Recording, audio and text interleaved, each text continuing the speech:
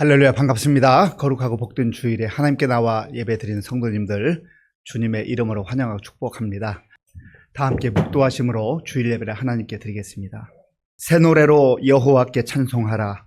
그는 기이한 일을 행하사 그의 오른손과 거룩한 팔로 자기를 위하여 구원을 베푸셨음이로다. 여호와께서 그의 구원을 알게 하시며 그의 공의를 문 나라의 목전에서 명백히 나타내셨도다. 아멘. 찬양과 영광을 받으시기에 합당하신 아버지 하나님 감사합니다.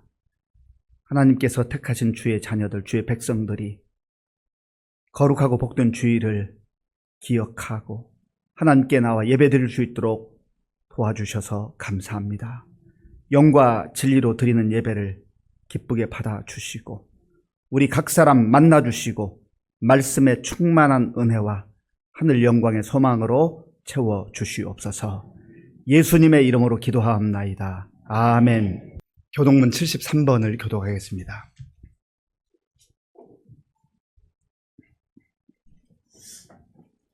교동문 73번입니다.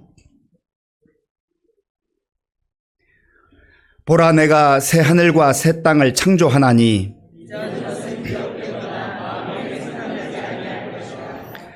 너희는 내가 창조하는 것으로 말미암아 보라, 내가 예루살렘을 즐거운 성으로 창조하며 그 백성을 기쁨으로 삼고 우는 소리와 부르짖는 소리가 그 가운데에서 다시는 들리지 아니할 것이며 사자가 소처럼 짚을 먹을 것이며 뱀은 흙을 양식으로 삼을 것이니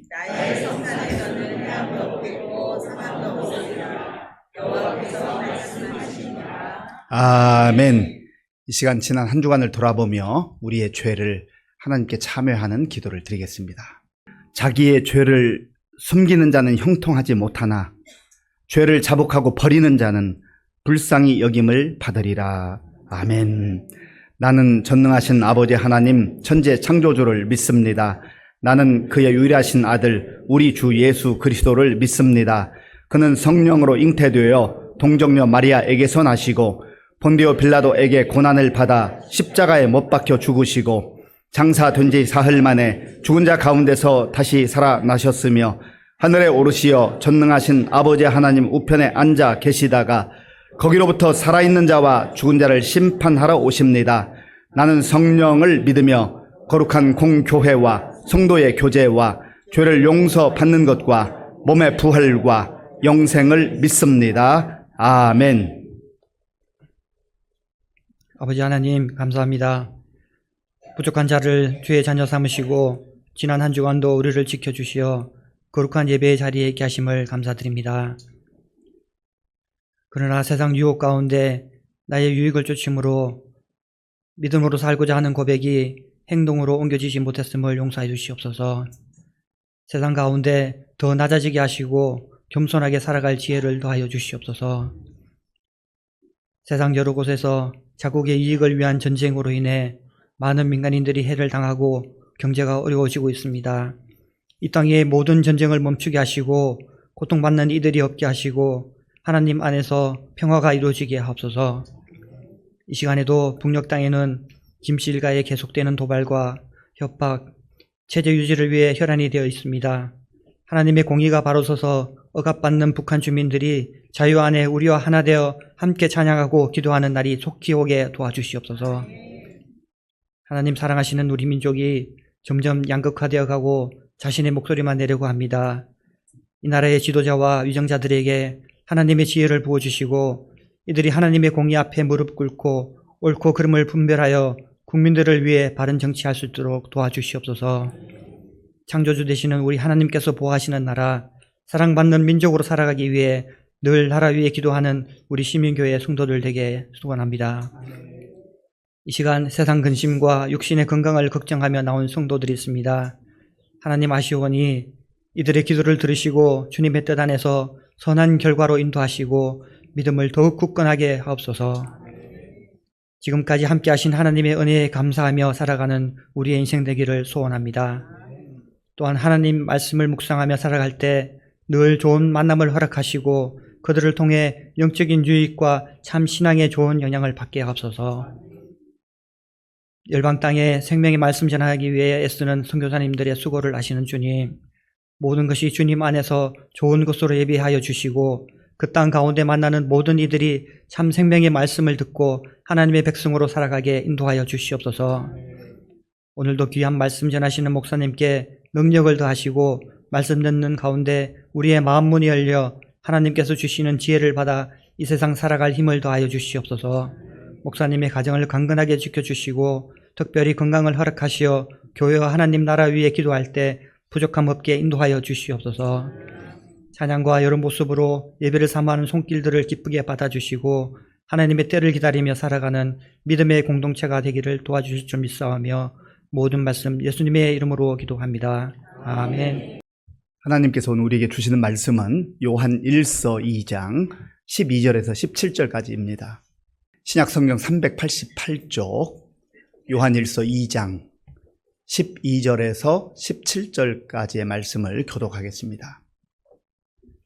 자녀들아, 내가 너희에게 쓰는 것은 너희 죄가 그의 이름으로 말미암아 사함을 받았음이요. 아비들아, 내가 너희에게 쓰는 것은 너희가 태초부터 계신 이를 알았음이요. 청년들아, 내가 너희에게 쓰는 것은 너희가 악한 자를 이기었음이라.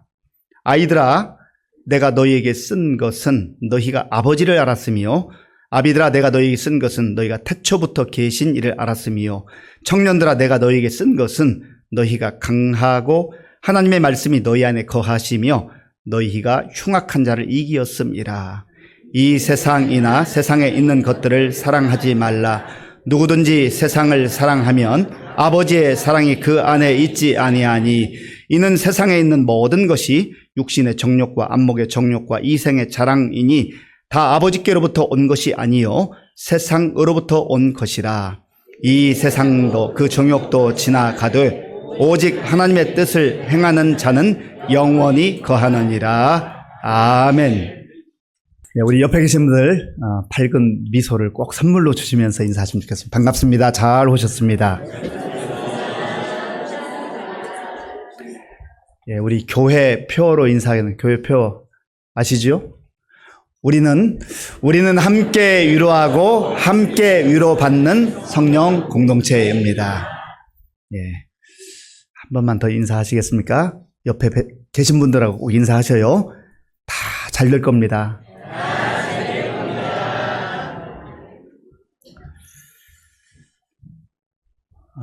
오늘 우리가 함께 읽은 이 본문은 사도 요한이 에베소 교회 성도들에게 보낸 서신입니다. 바울이 서신을 많이 썼는 편지죠. 많이 썼는데 고린도 전서 후서, 또 데살로니가 전서 후서, 편지를 2번 보낸 경우는 먼저 보낸 것은 전서, 그 다음에 보낸 것은 후서, 그렇게 했습니다. 그런데 오늘 우리가 요한 1서를 읽었는데 요한 1서가 있고 2서가 있고 3서가 있어요. 편지를 3번 보냈습니다. 그래서 편지를 아마 요한이 2번 보냈으면 요한 전서, 요한 후서 그렇게 됐을 건데 3번 보냈기 때문에 먼저 보낸 걸 요한 1서, 두 번째 보낸 걸 요한 2서, 세 번째 보낸 걸 요한 3서, 그렇게 이름을 붙인 것입니다. 요한은 예수님의 제자였습니다. 예수님께 제자로 부름을 받을 때 그 형제인 야고보와 함께 부름을 받았습니다. 그런데 마가복음 3장에 보면 예수님께서 부르신 제자들 12명의 이름이 나오는데 예수님께서 야고보와 요한 이 형제에게는 별명을 하나 붙여주셔요. 너희들은 보아너게다. 너희들의 별명은 보아너게다. 이 보아너게라는 뜻이 우레의 아들이라는 뜻, 천둥 치는 거 있죠. 쾅 하고 천둥 치는 거. 그래서 우레의 아들, 그렇게 이름을 붙여주셨어요. 왜 그런 이름을 붙여주셨을까요? 이 야고보와 요한은 이 성격이, 성질이 보통 사람들이 아니에요. 얼마나 욱하고 말해요. 그래서 분노를 잘하기도 하고 말을 함부로 하기도 하고 험하게 하기도 하고 그랬습니다. 이 두 사람은 또 어부 출신이에요. 갈릴리 호수, 갈릴리 바다에서 그 바람과 파도와 맞서 싸우면서 생존하기 위해서 얼마나 인생이 거칠어졌는지 모릅니다. 한 번은 예수님께서 제자들과 함께 사마리아를 거쳐서 예루살렘으로 가는 길이었습니다. 유대인들과 이 사마리아 사람들은 상당히 적대적 관계였어요. 특별히 유대 사람들이 사마리아 사람들을 사람 취급하지 않고 무시하고 멸시했거든요. 그러니까 사마리아 사람들도 유대 사람들 좋아할 리가 없잖아요. 그런데 예수님께서 사마리아를 통과해서 예루살렘으로 가는데 제자들이 먼저 가서 이제 이렇게 준비를 하는데 사마리아 사람들이 거절하는 거예요. 유다 사람들이 지나간다고. 기분이 나빴습니다. 그러니까 예수님께 오던 씩씩거리면서 누가복음 9장에 보면 주님 저들 가만 내버려두면 안 되겠습니다. 저 하늘에서 불이라도 내리게 해가지고 저 사람들 다 멸해버릴까요? 예수님의 제자가 이런 말을 해요. 성질이 보통이 아니죠. 그런데 참 놀라운 사실은 이 요한에게는 또 다른 별명이 있는데 예수님께 초창기에 붙여주신 이름이 보아너게, 울의 아들이라는 별명이 있었는데요. 이 요한은 한 95세 정도까지 산 것으로 보여집니다. 그 당시 95세면 오래 살았잖아요. 예수님의 제자 12명 중에 가롯 유다는 예수님 배반하고 자기가 스스로 목숨을 끊었으니까 놔두고 나머지 10명의 제자들은 다 복음 전하다가 순교당했습니다. 베드로와 같이 십자가에 거꾸로 못 박혀서 죽었거나 다 다른 사람에 의해서 예수 믿는다는 이유로 복음을 전한다는 이유로 다 순교를 당했어요. 그런데 이 사도 요한은 한 95세까지 오래 살면서 수많은 박해와 고난과 역경을 통과했지만 끝까지 하나님께서 그런 장수의 복을 주시면서 복음을 전하게 하셨어요. 그리고 사람들이 이 요한을 일컬어서 사랑의 사도이다. 이 보아너게 하늘에서 불을 내려서 저 사람들 다 멸해버릴까요? 그렇게 흥분했던 이 요한이 점점점 세월이 흘러가면서 사랑의 사도로 바뀐 거예요. 요한이 에베소라고 하는 지역에서 이제 그 노년에 목회를 했는데 기록에 의하면 이런 내용이 있습니다. 요한이 이제 주일날 이렇게 설교를 할 거 아니에요. 설교단에 딱 올라와가지고 형제 자매 여러분, 우리 주 예수님께서 말씀하신 것처럼 서로 사랑하십시오. 설교 끝. 저도 한번 그렇게 해볼까요? 한 주는 그렇게 했어요. 그 다음 주 또 모여가지고 이제 주님을 찬송하고 하나님 말씀 듣기 위해 딱 모였는데 형제 자매 여러분, 주 예수님께서 말씀하신 것처럼 서로 사랑하십시오. 설교 끝. 그 다음 주에도. 그러니까 이 성도들이 그래도 좀 새로운 말씀 듣고 싶잖아요. 그래서 아니 사도 요한님, 우리 좀 하나님 말씀 좀 다른 얘기도 좀 들려주세요. 신신당부를 했어요. 그런데 그 다음 주에 사도 요한이 설교단에 올라와서 탁 설교를 하는데 뭐라고 했겠습니까?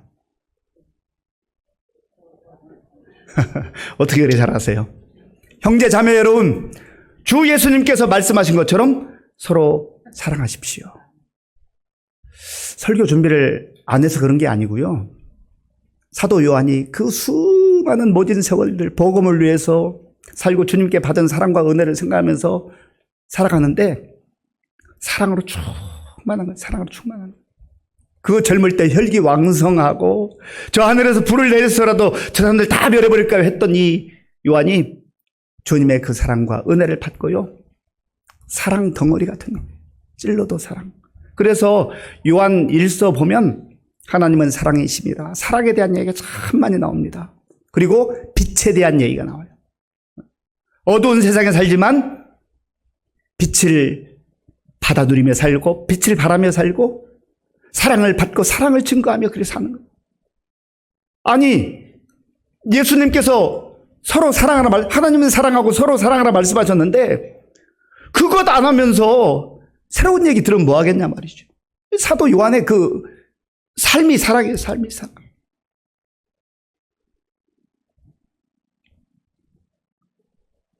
우리의 모습을 한번 비춰볼 필요가 있습니다. 우리는 자꾸 새로운 거 찾아요. 물론 새로운 게 필요할 수도 있어요. 필요하기도 하지요.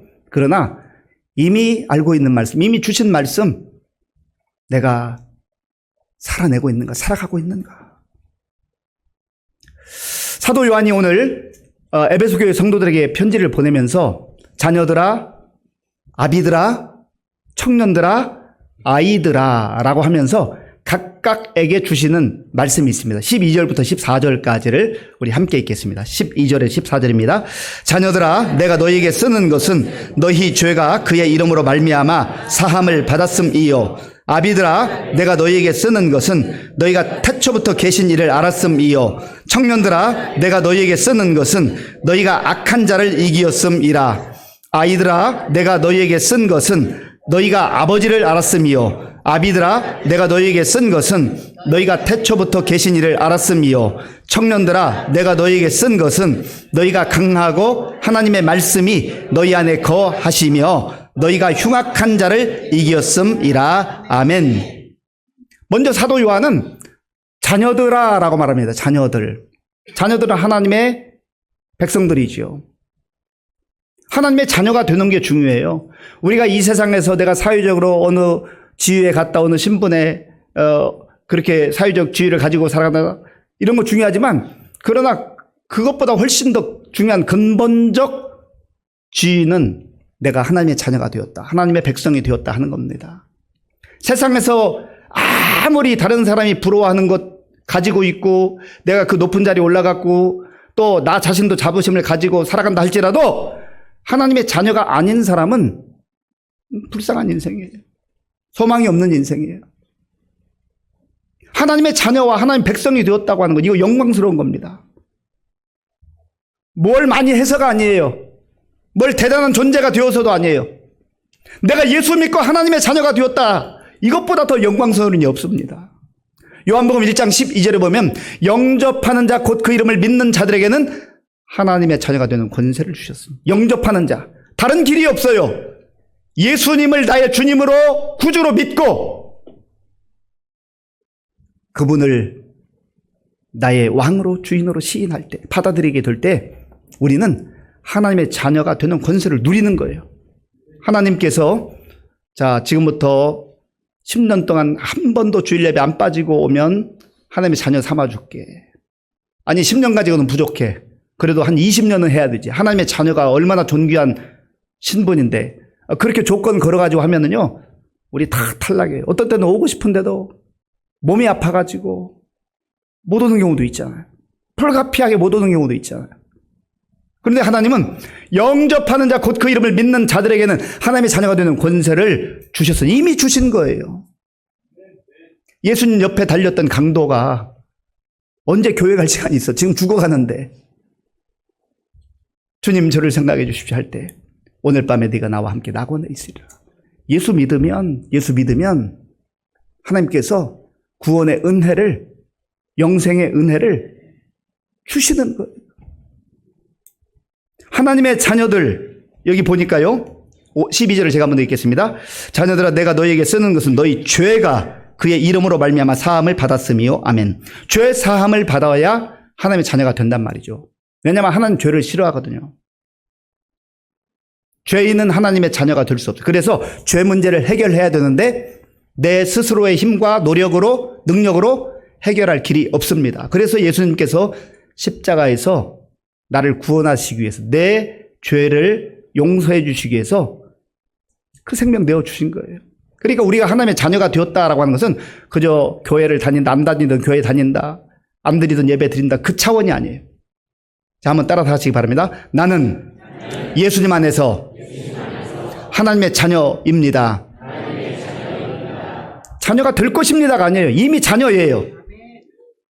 이런 하나님의 자녀됨의 확신, 구원의 확신을 가지고 살아갈 때 우리의 신앙이 견고하게 뿌리를 내리고 그 믿음이 자라기 시작하는 거예요. 내가 하나님의 자녀인 것 같기도 하고 아닌 것 같기도 하고 이게 왔다 갔다 하고 불분명하면 신앙이 잘 자라지 않아요. 그래서 사도 요한은 자녀들아 내가 너희에게 쓰는 것은 너희 죄가 그의 이름으로 말미암아 사함을 받았음이요. 죄인으로 사는 게 얼마나 불행해요. 얼마나 두려워요. 얼마나 무서워요. 죄 지으면요, 사람에게 찾아오는 공통적인 감정일 수도 있고 그 상황일 수도 있는데 우선 불안하다는 건 불안해요. 두려워요. 잠도 편하게 못 자요. 그게 바로 죄인의 특징이에요. 죄인의 특징. 하나님 앞에서 죄 문제 해결하자는 그러한 두려움과 공포 속에 살아갈 수밖에 없다라는 거죠. 그런데 하나님께서 우리를 자녀 삼아 주셨다. 이 은혜를 우리가 마음껏 누리실 수 있기를 바랍니다. 또한 여기서 아비들아, 청년들아, 아이들아 이렇게 반복적으로 2번씩 하는데 아이들아는 한 번만 했지만 여기서 말하는 것은 연령에 따른 아비, 청년, 아이를 말하는 게 아닙니다. 그 당시 교회의 성도들, 구성원들 가운데 아비같이, 아버지같이 혹은 어머니같이 그 신앙과 인격이 성숙한 사람들이 있었단 말이에요. 그 사람들을 일컬어서 아비드라라고 하는 거예요. 그리고 청년들의 특징은 젊음이 있고 힘이 있고 패기가 있잖아요. 열정이 있잖아요. 그런 신앙의 청년기를 지나는 청년들을 말하는 겁니다. 또한 아이드라라고 하는 것은 이제 교회에 갓 들어와서 복음을 듣고 예수님을 믿기 시작한 그러한 어린아이와 같은 그런 성도들을 일컬어서 아이드라라고 했어요. 그래서 순서는 아비드라, 청년들아, 아이드라 했지만 사실은 아이들로부터 시작해서 청년이 되고 또 아비가 되고 어미가 되고 하는 거죠. 믿음에 성장하고 성숙하는 모습을 보여주는 것입니다. 그런데 아비들에게 하는 말씀이 있어요. 13절 초반에 보면 아비들아 내가 너희에게 쓰는 것은 너희가 태초부터 계신 이를 알았음이요. 14절 중반에도 보면 아비들아 내가 너희에게 쓴 것은 너희가 태초부터 계신 이를 알았음이요. 아멘. 그 믿음이 성숙한 사람이 되기 위해서는 하나님께서 태초에 천지를 창조하셨다. 태초부터 계셔서 지금도 계시고 영원까지 계시는 분이 바로 하나님이시다라고 하는 것을 아는 사람이라는 거예요. 세상에서 공부 많이 하는 사람이 있죠. 중고등학교를 졸업하고 대학을 가기도 하고 또 대학원 가서 석사하기도 하고 박사하기도 하고 어떤 사람은 박사가 하나가 아니라 2개, 3개 하는 경우도 있어요. 지식적으로는 뛰어날지 모르지만 그러나 아무리 세상 지식 뛰어나도 창조주 하나님 모르는 사람 물거품 같은 인생이라는 거예요. 아무것도 모르는 인생이라는 거예요.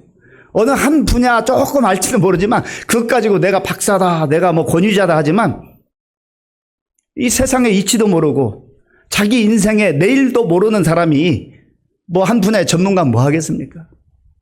태초부터 계신 이를 알았음이요. 하나님과 연결되고 하나님의 은혜를 알고 하나님의 말씀으로 살아가는 사람을 일컬어서 아비드라라고 하는 거죠. 바라기는 저와 여러분들도 믿음이 어린아이 단계, 아기 같은 단계에만 머무르지 말고 성숙해서 청년이 되고 청년 같은 기백이 있고 열정이 있고 힘이 있고 그리고 점점점 성숙해져서 아버지와 같은 어머니와 같은 그런 믿음의 단계까지 갈 수 있다면 얼마나 좋겠습니까? 사도 요한이 지금 에베소 교회 성도들이 그걸 말하고 있는 겁니다. 그 다음에 청년들아 그랬어요. 13절 중후반에 보면 청년들아 내가 너희에게 쓰는 것은 너희가 악한 자를 이기었음이라. 14절 중후반에 보면 청년들아 내가 너희에게 쓴 것은 너희가 강하고 하나님 말씀이 너희 안에 거하시며 너희가 흉악한 자를 이기었음이라. 아멘. 청년들 조금 전에 말씀드린 대로 젊음이 있고 기백이 있어요. 열정이 있어요. 청년들이 풀이 죽어가지고 아무런 비전도 없고 꿈도 없고 그러면 얼마나 답답해요. 이미 말씀드린 대로 여기서 청년이라는 것은 연령적으로 20대 30대를 말하는 그런 청년이 아니에요. 신앙적으로 패기가 있고 열정이 있고 그런 믿음의 사람들을 말하는 거죠. 열정이라고 하는 말 속에는 불이라는 의미 있어요. 불이 있으면 가만히 못 있잖아요. 불이 있으면 견딜 수 없는 거예요. 그런데 불도 좋은 불을 가져야 됩니다. 이 불이 엉뚱한 곳에 일어나면 산을 태우기도 하고 집을 태우기도 하고 비극이 일어나죠. 그런데 이 불이 우리의 젊음이 우리의 인생이 하나님의 열심 성령의 불에 사로잡혀서 살아가고 쓰임받게 되면 우리의 더럽고 추악한 죄악들을 다 끊어버리고 하나님의 사람으로 믿음의 용사로 담대하게 승리의 삶을 사는 거예요. 오늘 저와 여러분들 가운데 그런 신앙의 청년의 기백이 있는 그래서 열정으로 살아갈 수 있는 저와 여러분들이 될 수 있길 바랍니다. 그리고 아이들아 그랬는데 14절 초반에 보면 아이들아 내가 너에게 쓴 것은 너희가 아버지를 알았으며. 아멘. 아이들은 부모를 통해서 인생을 배웁니다. 여기서 아버지를 알았다고 하는 것은 1차적으로는 육신의 아버지예요. 1차적으로는. 아버지만이 아니라 어머니까지 포함하는 거죠. 어른들을 말하는 거예요. 부모로부터 양육을 받습니다. 공급을 받습니다. 사랑을 받습니다. 그러면서 점점점 눈이 확대되어서 영원한 아버지, 우리에게 생명을 주시는 그 아버지 하나님을 알아가게 되는 거예요. 그러니까 자녀들은 부모를 통해서 자기 자신도 알게 되고 하나님도 알게 되고. 부모의 역할이 참 중요한 겁니다. 아이들이 참 사랑스럽고 귀엽지만 아이의 단계로 10년, 20년 있으면 안 되잖아요. 세월이 흘러가면서 키도 자라고 지혜도 자라고 청소년이 되고 청년이 되고 그 열정과 기백을 가지고 살다가 이제 점점점 성숙해지는 그런 모습으로 나가야 되지 않겠습니까? 지금 사도 요한이 에베소 교회 성도들뿐만 아니라 이 서신을 읽을 모든 사람들에게도 그걸 요청하고 있는 거예요. 왜냐하면 사도 요한 자신이 서도에 말씀드린 자기는 막 자기 감정을 추스르지 못하고 성질을 제어하지 못하는 그런 사람이었지만 세월이 점점점 흘러가면서 예수님을 깊이 닮아가게 됐고 사랑으로 충만해서 그저 단어 한마디의 사랑이 아니라 그 삶 자체가 주님처럼 사랑의 삶을 살았다니까요. 우리가 그런 단계까지 간다고 한다면 얼마나 좋겠습니까? 그러면서 이제 모든 자녀들, 아비든 자들이든지 청년들인 자녀들이든지 또 아이들인 상태에 있든지 간에 꼭 기억해야 될 말씀을 전하고 있는 거예요. 그 내용이 무엇입니까? 15절, 16절입니다. 15절, 16절 우리 함께 읽겠습니다. 이 세상이나 세상에 있는 것들을 사랑하지 말라. 누구든지 세상을 사랑하면 아버지의 사랑이 그 안에 있지 아니하니 이는 세상에 있는 모든 것이 육신의 정욕과 안목의 정욕과 이생의 자랑이니 다 아버지께로부터 온 것이 아니요 세상으로부터 온 것이라. 아멘. 지혜로운 사람은요 사랑해야 될 것을 사랑합니다. 사랑해야 될 대상을 사랑해요. 어리석은 사람은, 미련한 사람은 사랑하면 안 되는 대상을 사랑해요. 사도 요한은 세상을 사랑하지 말라, 세상에 있는 것들을 사랑하지 말라 말씀하고 있는 거죠. 그거는 사랑해야 될 대상이 아니에요. 우리 주님께서 이미 말씀하셨어요. 마음을 다하여 뜻을 다하여 힘을 다하여 정성을 다하여 주 너의 하나님을 사랑하라. 그리고 내 이웃을 내 자신같이 사랑하라. 그런데 사랑하라고 하나 하나님은 사랑하지 않고 하나님은 관심이 없고 이웃을 사랑하라고 했는데 이웃은 사랑하지 않고 미워하고 그리고 죄악이 가득한 세상을 기웃거리며 세상을 사랑한다라고 하는 것입니다. 그거 하지 말라는 거죠. 왜냐하면 세상을 사랑하고 세상에 있는 것들을 사랑하면 하나님과 원수가 되기 때문에 원수가. 하나님과 원수가 돼가지고 행복할 사람이 있어요? 하나님과 원수 관계 맺고 잘 살 수 있는 사람이 있어요? 없습니다. 야고보서 4장 4절 말씀 함께 읽겠습니다. 가늠한 여인들아 세상과 벗된 것이 하나님과 원수됨을 알지 못하느냐. 그런즉 누구든지 세상과 벗이 되고자 하는 자는 스스로 하나님과 원수되는 것이니라. 아멘. 가늠한 여인들아 그랬는데 1차적으로는 도덕적으로 윤리적으로 문제가 있는 가늠이지만 그러나 폭을 확대해 보면 영적으로 하나님을 사랑하지 않고 하나님을 섬기지 않고 우상 앞에 가서 조아리며 세상에서 욕망을 따라 살아가는 삶을 일컬어서 가늠한 여인들아 라고 말한 거예요. 이 죄악 가운데 허덕이는 인생들이 하나님과 연결되고 하나님의 은혜 가운데 하나님의 사랑 가운데 살아야 되는데 하나님을 등지고 떠나 세상에서 이리저리 기웃거리면서 세상과 벗이 되어서 하나님과는 원수가 되었다. 하나님과 원수지고 살면요 불안해요, 두려워요, 고통스러워요. 아무리 애써도 행복하게 살 수가 없어요. 기쁘게 살 수가 없어요. 사람답게 살 수가 없습니다. 하나님과 등지지 마십시오. 하나님과 친밀하게 하나님과 동행하는 삶을 살아갈 때에 우리의 삶은 가장 영광스럽고 아름다운 삶이 될 줄로 믿습니다. 세상을 향해 갔던 참 안타까운 인물이 성경에 등장하는데 사도 바울이 디모데후서 4장 10절에서 말씀합니다. 같이 읽어볼까요? 데마는 이 세상을 사랑하여 나를 버리고 데살로니가로 갔고 그레스게는 갈라디아로 디도는 달마디아로 갔고 아멘. 바울은 예수를 만난 다음에 정말 주님만 사랑하고 주님만 의지하고 그렇게 믿음으로 살았잖아요. 세상을 위해 살지 않고 천국의 소망 가운데 하나님 나라를 위해 살았잖아요. 그런데 데마라고 하는 사람이 바울과 함께 신앙생활도 하고 협력했던 것 같아요. 그런데 그가 하나님을 사랑하지 않고 사랑의 대상을 바꿔버렸어요. 세상으로. 조금 후에 나옵니다만 세상은 욕망을 따라 사는 사람. 그래서 이 데마는 이 세상을 사랑하여 나를 버리고 데살로니가로 갔다. 여기서 바울을 버렸다는 의미가 1차적 의미지만 더 깊은 의미는 그가 예수님을 버리고 하나님과 원수된 상태로 떠나가 버렸다. 얼마나 불행해요. 얼마나 안타까워요. 좀 더 구체적으로 사도 요한이 세상을 사랑하지 말고 세상에 있는 것들을 사랑하지 말라고 하는 이유가 무엇입니까? 16절을 제가 한 번 더 읽겠습니다. 이는 세상에 있는 모든 것이 육신의 정욕과 안목의 정욕과 이생의 자랑이니 다 아버지께로부터 온 것이 아니요 세상으로부터 온 것이라. 아멘. 하나님과는 관계없다라고 하는 거예요. 여기서 세상이라고 하는 것은 우리가 살아가는 세상을 말하기도 하지만 더 깊은 의미는 하나님의 통치를 받지 않고 하나님의 품을 떠나서 사탄이 활동하고 사탄이 통치하는 그 영역에 가서 죄악 가운데서 기웃거리는 것을 일컬어서 세상을 사랑한다. 세상에 있는 것들을 사랑한다. 그렇게 말하는 겁니다. 그런데 세상에 있는 것들이 육신의 정욕, 안목의 정욕, 이생의 자랑이라는 거예요. 하나님과 상관없이 살 때 한시적이고 뭐 길게 살아야 100년 사는 이 육체적 욕망을 채우기 위해서 산다는 거예요. 그게 사탄이 우리를 꼬드기고 하나님으로부터 멀어지도록 만드는 그러한 요인이라는 거죠. 또한 안목의 정욕. 안목의 정욕은 뭐예요? 보는 것. 요즘 뭐 스마트폰도 보고 뭐 지하철 타고 서울 한번 가면은요 10명 중에 한 9명은 스마트폰 보고 있어요. 저는 의도적으로 책을 꼭 갖고 갑니다. 책. 나는 책을 보리라. 네. 이 눈으로 보는 것, 여기에 그냥 휩싸이는 거예요. 그거 보고 있으니까 하나님 안 보이는, 짜릿하거든요. 재밌거든요. 자극적이거든요. 안목의 정욕.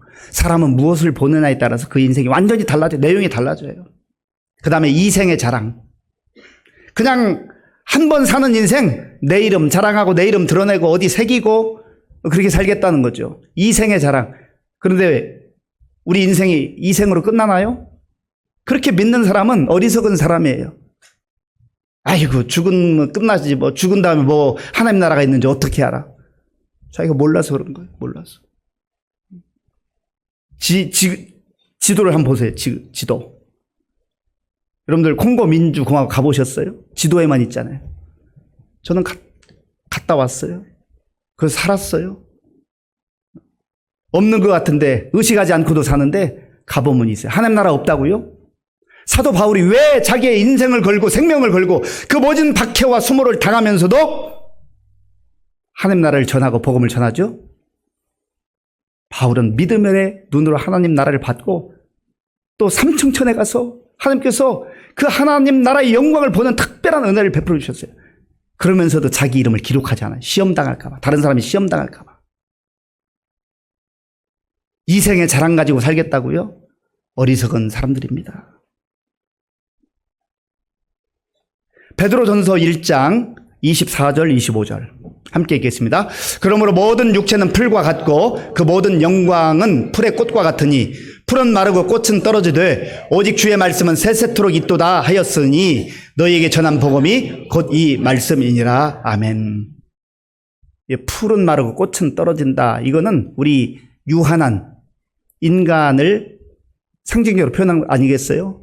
꽃이 아름답고 화려하게 피지만 며칠이나 가든가요? 질 때가 있어요. 시들 때가 있어요. 그게 인생이라는 거죠.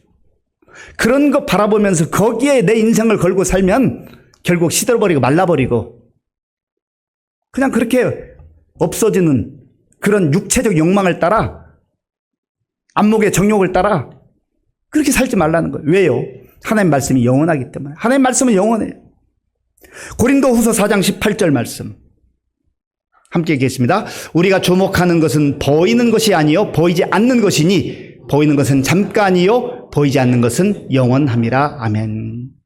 우리 육신의 눈으로 보는 것도 다 가치 없는 건 아니죠. 쓸모가 있어요. 그런데 문제는 눈으로 보는 것만 가지고 사니까 그게 문제죠.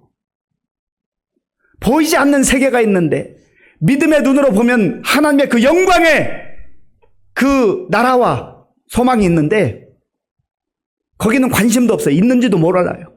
그리고 자기의 모든 인생을 그저 눈에 보이는 것, 거기에 다 쏟아붓는 거죠.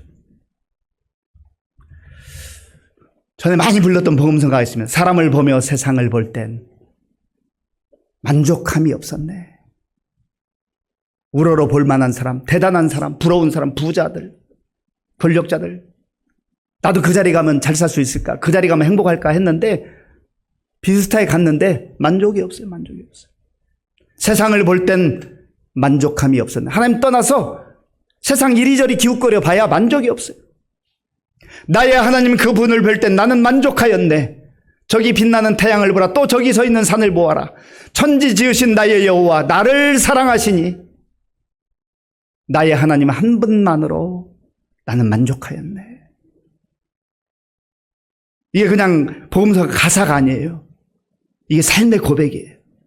그리스도인들은 이렇게 사는 거예요. 영적으로 아비된 자들, 부모와 같은 성숙한 사람들은 주님 한 분만으로 만족합니다. 그렇게 고백하며 사는 거지요. 왜 우리가 눈에 보이는 것, 또 육신의 정욕, 이생의 자랑만으로 살아서는 안 되는 것입니까? 그것은 지나가는 것들이에요. 지나가는 것들이에요. 잠시 있는 것 같은데 이게 지나가 버려요. 없어져 버려요. 거기에 인생을 걸지 말라는, 거기에 자기 모든 열정과 젊음과 에너지를 쏟아붓지 말라는 거죠. 우리가 붙들어야 될 것은 지나가는 것이 아니라 영원한 거예요. 자, 17절 말씀. 17절 함께 읽겠습니다. 이 세상도 그 정욕도 지나가되 오직 하나님의 뜻을 행하는 자는 영원히 거하느니라. 아멘. 영원한 것, 영원히 존재하는 것을 붙들고 그것을 소망하며 살아야 되지. 지금 잠깐은 빛나는 것 같아, 반짝인 것 같아, 대단한 것 같아. 근데 지나가 버렸어요. 거기에 인생 걸고 살지 말라. 하나님은 우리에게 그런 영원의 소망을 주셨어요. 마가복음 12장 30절 31절에 보면 예수님께서 말씀하시잖아요. 같이 읽어볼까요? 내 마음을 다하고 목숨을 다하고 뜻을 다하고 힘을 다하여 주 너의 하나님을 사랑하라 하신 것이요 둘째는 이것이니 내 이웃을 내 자신과 같이 사랑하라 하신 것이라. 이보다 더 큰 계명이 없느니라. 아멘. 주 너의 하나님을 사랑하라. 그리고 내 이웃을 내 자신과 같이 사랑하라. 우리가 사랑해야 될 대상은 하나님이요 우리의 이웃입니다. 그런데 거기에서 시선을 돌려서 육신의 욕망을 따라 안목의 정욕을 따라 지나가는 거 그거 붙들어 보려고 애쓰는데 그 잡을 수도 없을 뿐만 아니라 잡은 것 같은데 시간이 지나보면 다 없어져 버린 거예요. 그러니까 사람들이 아이고 권력도 무상하다, 부자도 무상하다 하는 이유가 거기 있는 것 아니겠어요? 하나님은 이사야의 선지자를 통하여서도 영원하신 하나님, 하나님이 영원하신 하나님인 것을 선포하라고 하셨습니다. 이사야 40장 28절 말씀.